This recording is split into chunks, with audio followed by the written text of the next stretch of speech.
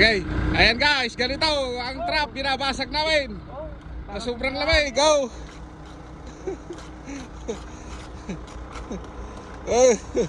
Nag-yelo na. Pwede kang mag-alagay ng beer dyan, malamig na. Pwede nang inumin agad. Yan, pag ganito kasi guys, sobrang tigas. Tignan nyo, buong yelo, yan. Bitawan na bro. Kasi mo na gawa sa mo bitak. Pero buo. Ay, buhay magbabaka dyan yung mga baka, nagpapakain kami ng straw. Pero tingnan nyo. Pero binasag lang namin para makainom sila. Pero